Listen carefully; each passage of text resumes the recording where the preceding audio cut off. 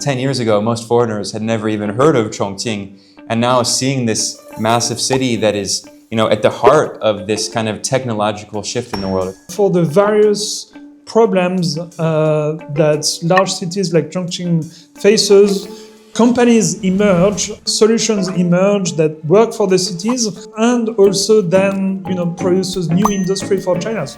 So, Ben and Arnaud, welcome back. So for the last 2 days, you have been on the road, seeing the city on the ground, and seeing our industry firsthand. So I really want to invite you to share a moment during the last 2 days where you feel that you are especially touched by one aspect which confirmed or altered your thoughts on the idea of Chinese modernization. My wife bought a bread machine on Taobao and sent it to my hotel for me to bring back to Malaysia, where I live.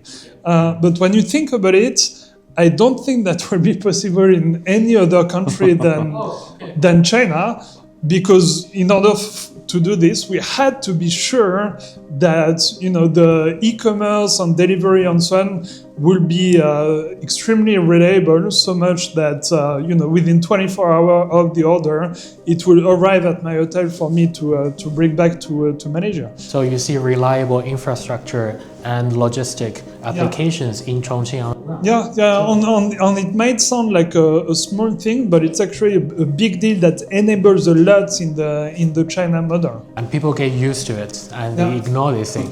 How about you, Ben? My biggest takeaway is really, I feel like China is in the future. It's incredible as a foreigner seeing all the things that are happening here in China, because in the last 24 hours, we've seen robots being made, we've seen high-end electric vehicles being made by a state-owned enterprise, and we've also seen an incredible waste-to-energy plant.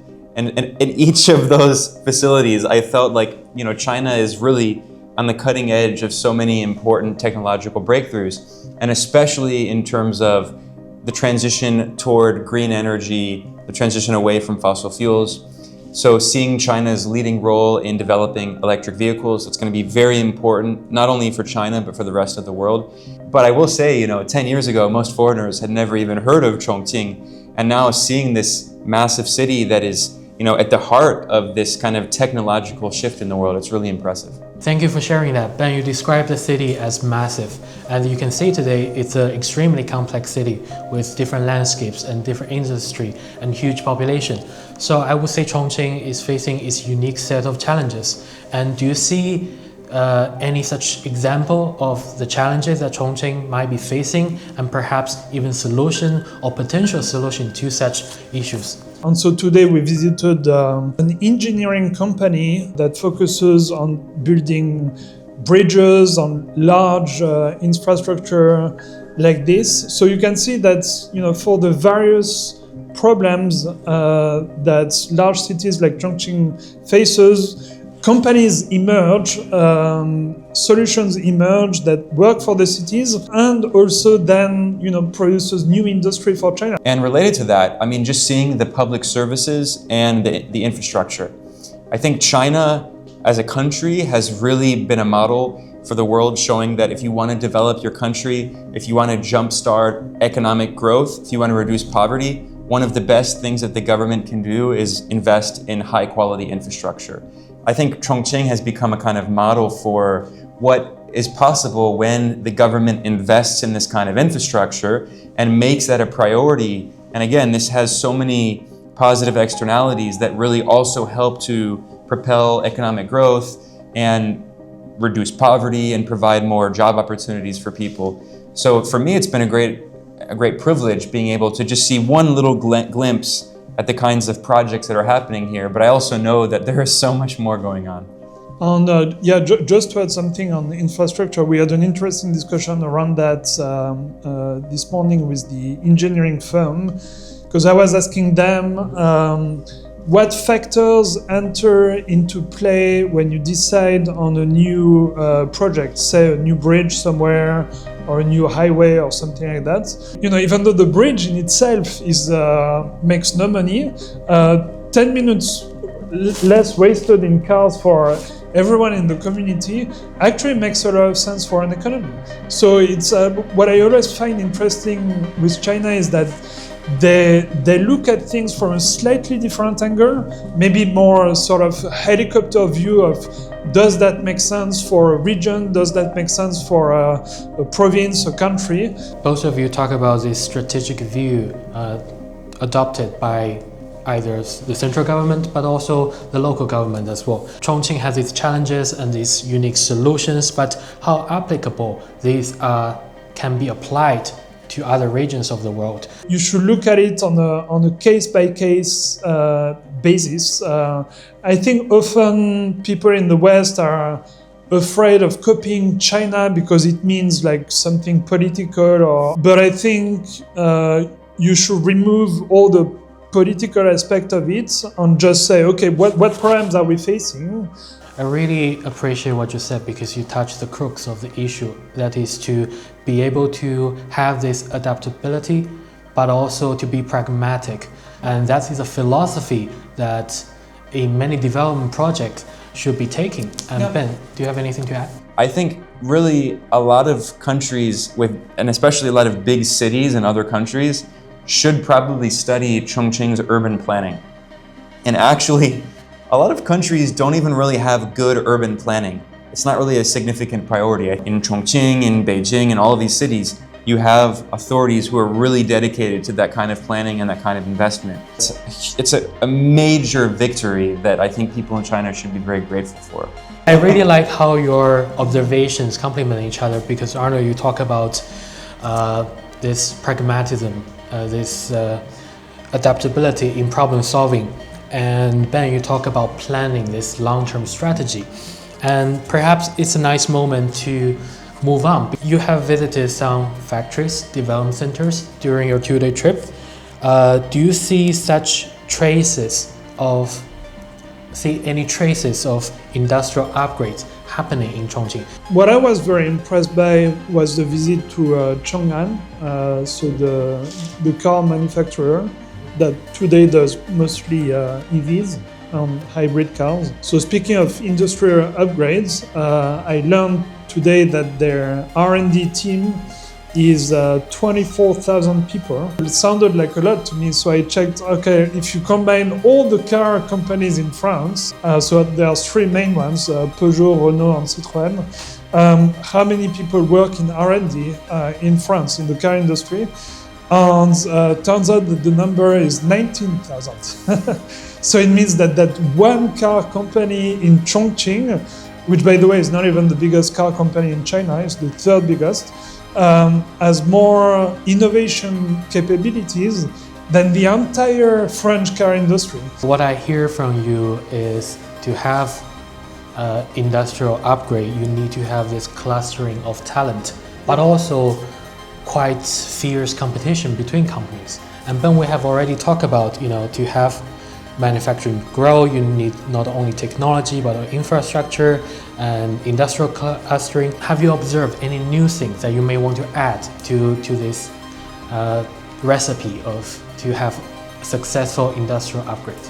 I think it's very important that every city starts to have its own sort of branding, its own individual image. So EV is a great example. Like there is free competition between different EV brands, but the original decision to promote EV was state-led. So at some point, 15, 20 years ago, there was a decision in China's 5-year plan to say, okay, EV as an industry makes a lot of sense for us, China, so let's promote that.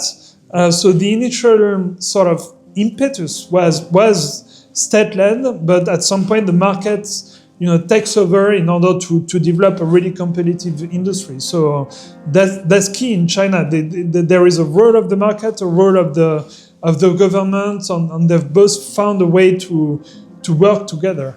It started out with the strategic planning, and now it's largely being driven by market forces. So the state originally provides all of these, subsidies and other measures, but now most of those subsidies have been lifted.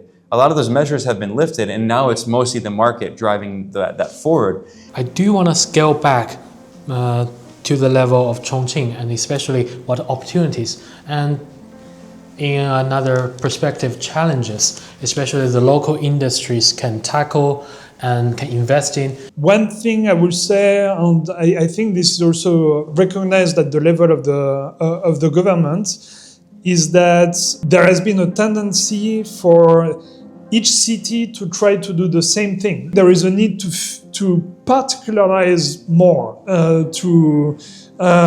to understand more what makes sense for them, what industries, what sectors make the most sense for them, rather than always every city in China going for the same thing. And it's also tied to the involution issue. It's good that China allows market forces sometimes to, encourage better competition, which leads to, in many cases, not always, but it often leads to, better goods and services for people. But when there is this excessive, destructive competition, that's obviously not a good thing. We're going to go into the final set, a few questions, but I really want to circle back to the issue of industry, but also the challenges of internationalization. Chongqing's industry does not exist in a vacuum. It needs to go out. Like Chang'an is trying hard to globalize. So what is the most critical link for a city to provide that connectivity? At the end of the day, when you speak about connectivity and internationalization, is people-to-people exchange. If you think about it, if you put yourself in the shoes of a Chinese company that wants to export abroad and say, start to sell its products in Europe and so on, what you need is local capabilities, like competencies from, if you want to sell in France, from French people that can help you understand the market, how to tackle it, how to speak to French people and so on. You need that, and so I think it will really help China to have this sort of talents in China that can help from that. Yeah. So just more than railways, but you also, other than the hard infrastructure, you also need the people. Absolutely. Yes. Yeah. So Yeah. Ben, do you have anything to add to the connectivity for a city like this to have the industry go global? Everyone acknowledges this.